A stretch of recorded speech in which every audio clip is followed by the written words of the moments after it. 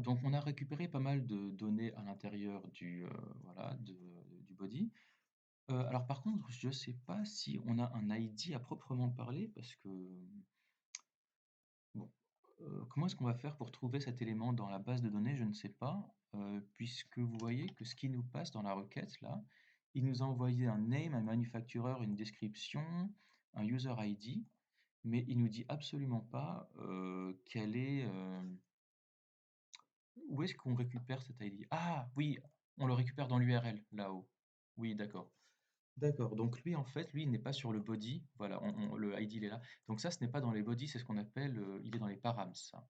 Le body, c'est ici, là. Mais par contre, l'URL, là, bah, ça s'appelle les params. Donc, on va plutôt aller récupérer les params. Alors, on va aller chercher, normalement, alors j'ai ma requête, là. Et la requête, vous voyez que si on regarde notre routeur, voilà, on a mis un 2.id, là. Donc, ça veut dire que si on fait rec.ramsID, on va récupérer ce numéro. Donc, je vais mettre bah, const id est égal à rec.params.id. Autrement dit, en résumé, on peut faire comme ça. Et puis maintenant, on va faire une fonction qui va aller rechercher cet id. Alors, on va aller sur Mongoose et on va chercher, ben voilà, Mongoose find one and update. Et alors, comment est-ce qu'on l'a? On va prendre celui.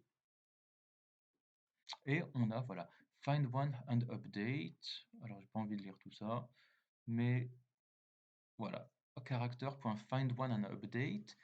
Et alors, apparemment, il faut lui mettre deux machins, donc un filter et un update. Alors, c'est quoi le filter? Apparemment, donc voilà, c'est l'objet qu'on cherche. Donc, en l'occurrence, nous, on va le chercher par ID.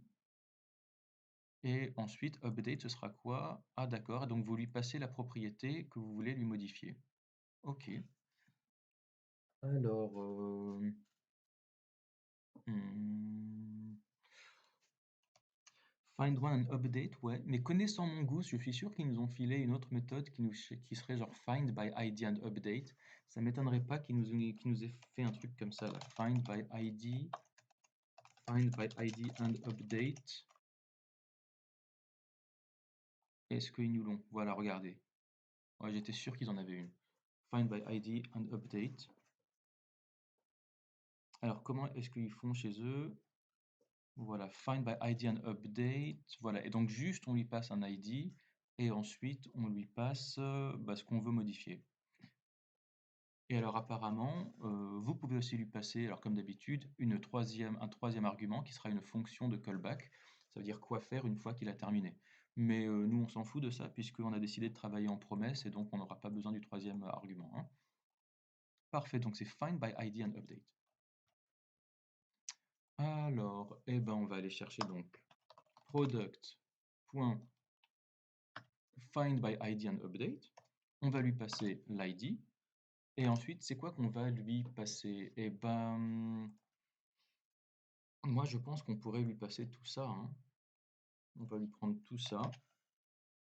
Et donc, on va lui dire, eh ben, on va lui passer name. Et la valeur du name, ben, on lui donnera le name, hein, qu'on a défini là-haut et qu'on a récupéré du sauté. Donc, en l'occurrence, ce sera un nouveau name. Pareil, manufacturer, ce sera manufacturer. Description, ce sera description, etc. Blablabla. Mais comme on est en JavaScript, ES6, vous avez l'option de ne pas écrire, vu que le nom de la clé et la valeur, bah, en fait, elles ont le même nom. Vous n'êtes pas obligé de mettre name, name, manufacturer, manufacturer, description, description. Vous mettez juste, voilà, name, manufacturer, sans les deux points, et ça passe très bien. Ok, alors par contre, c'est une promesse. Donc, ce serait bien qu'on lui mette un then et un catch. Alors, then, bah écoutez, on va console logger, voir ce qui se passe. Console.log. Et puis, en cas d'erreur, voilà, on va mettre catch console. Console.error.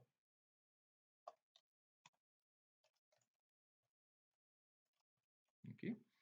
Et puis maintenant, on va essayer de faire une modification. Alors, d'abord sans image et après avec image.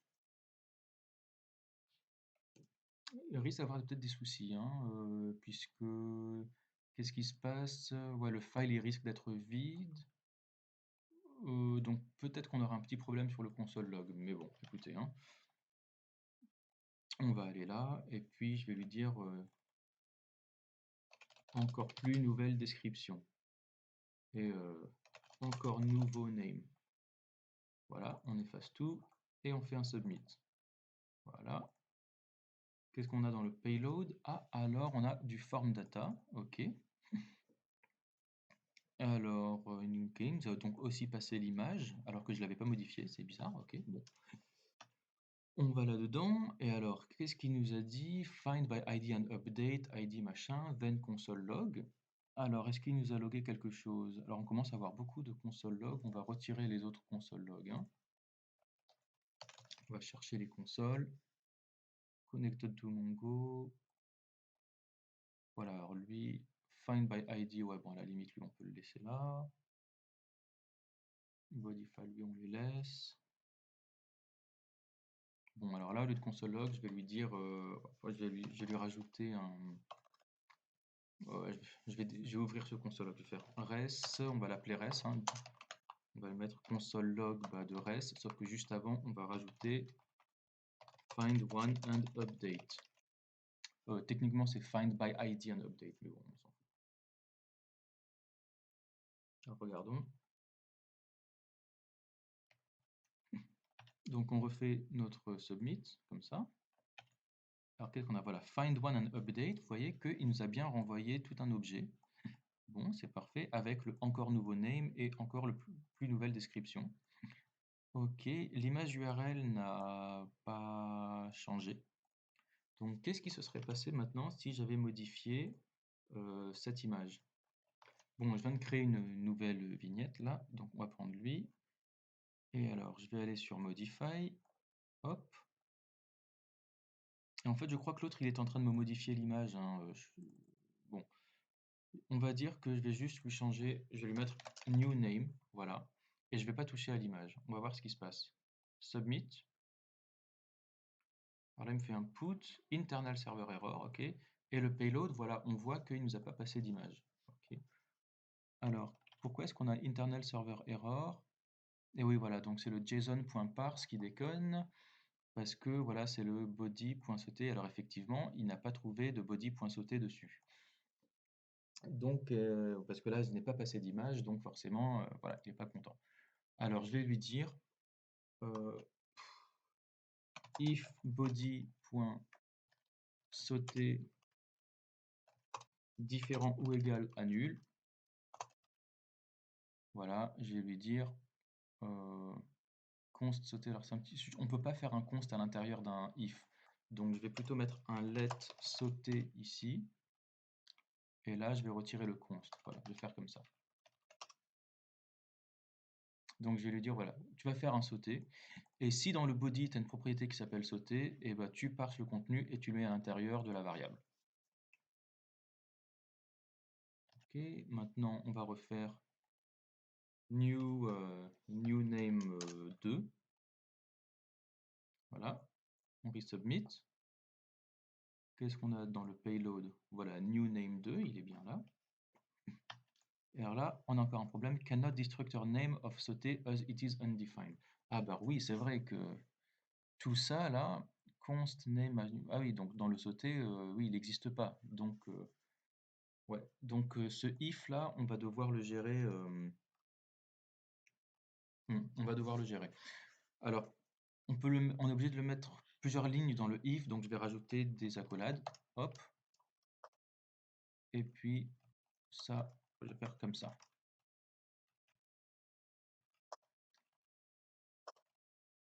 Voilà.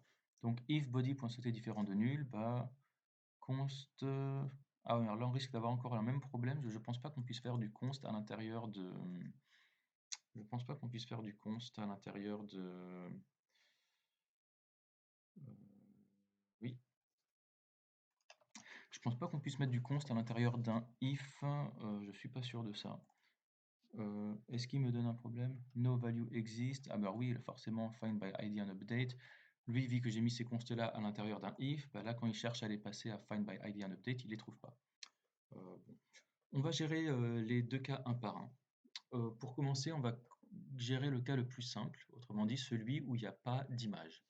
Dans le cas où il n'y a pas d'image, ce const, alors c'est description, heat, main paper, manufacturer name and user ID, tout ça, ça vient uniquement du body. Et ben donc on va dire, donc je vais créer, voilà, let, voilà, je vais fabriquer toutes ces variables là. Je vais les mettre à l'extérieur, là, ici, et je vais lui dire dans le cas où on est... attends, pardon, là c'est le cas où il y a une image. Attendez, je vais supprimer ça. Dans le cas où il n'y a pas d'image, voilà, je vais lui dire, bah,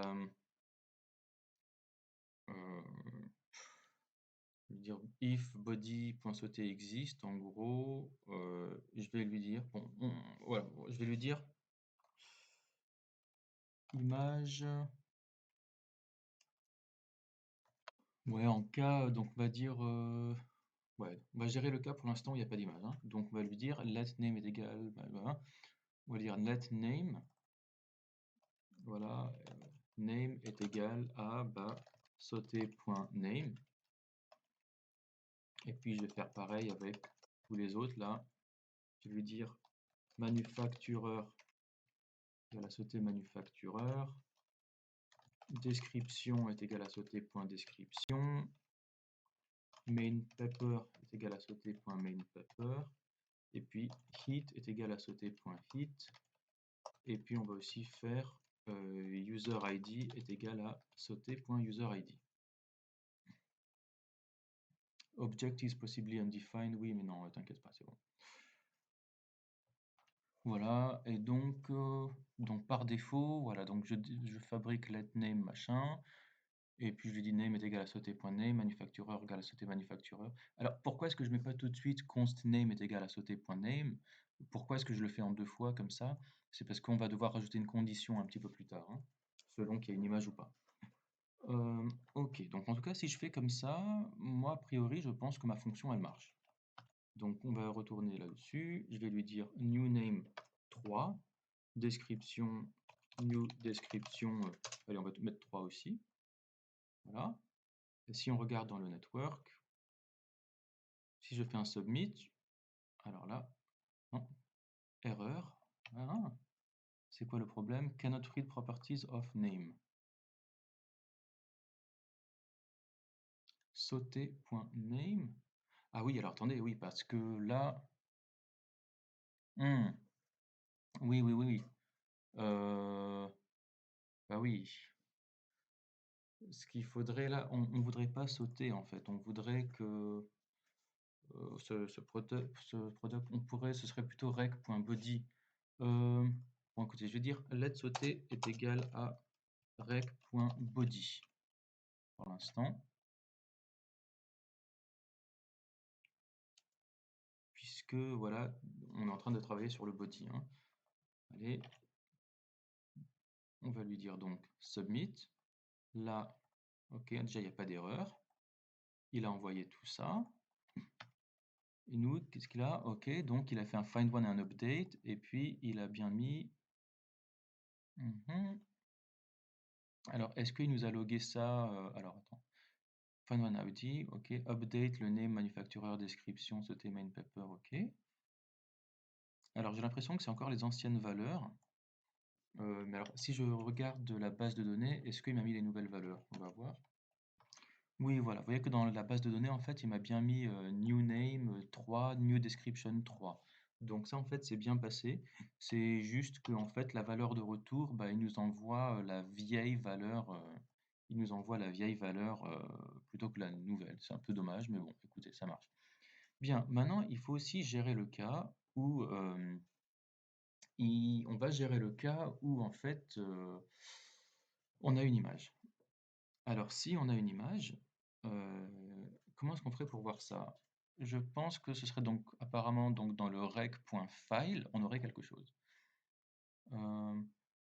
Donc en fait, c'est pas body.ct, ce serait plutôt s'il y a un rec.file. Donc ouais, je vais virer ça, hein. Donc je vais lui dire if rec.file est différent de nul, et ben là ça va être différent parce que du coup ça veut dire que ce name, ce manufactureur, ce description, on les prendra plus sur body, ils seront plus dans le body, ils seront ailleurs, hein, ouais, ils seront à l'intérieur de sauter qui lui-même est sur le body en fait. Regardons ce qui se passe. Alors ifrec.file.nul, je vais mettre console.log, une image a été passée, et puis on va aussi loguer le rec.body.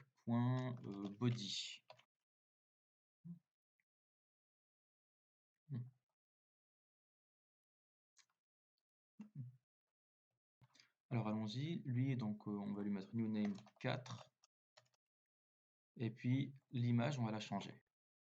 On va lui mettre lui, et on va faire un submit, on regarde.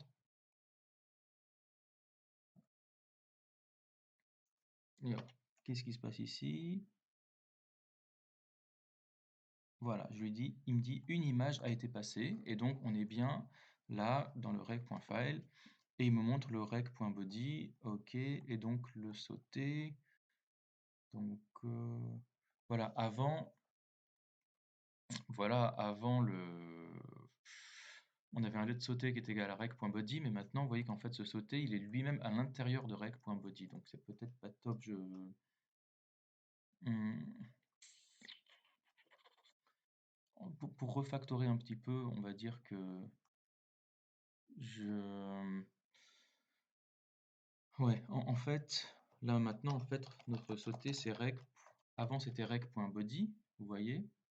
Enfin, on allait chercher avant, on allait chercher le name sur rec.body, mais maintenant, il faut qu'on aille le chercher sur rec.body.sauter. Donc, c'est un petit peu dommage. Hum, Dans ces cas-là, comment est-ce qu'on pourrait faire? On va refactorer ça un petit peu, peut-être.